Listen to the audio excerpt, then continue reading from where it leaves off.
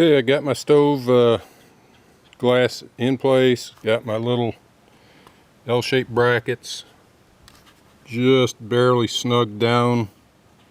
Don't know if they're going to be too loose. I'm hoping that certainly don't have them too tight.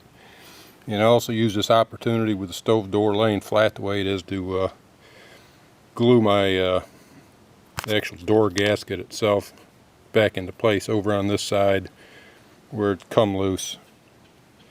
And I use this high temperature stove and gasket cement to glue it in, put the tape on there, give it 24 hours to dry. And according to the instructions, then you're supposed to lightly fire the stove to let the stuff set up hard. And I'm going to go ahead and get this door reinstalled back in the stove and hope that everything is as it should be. Hopefully I don't have those little bolts too tight, because if I do, the glass is going to let me know.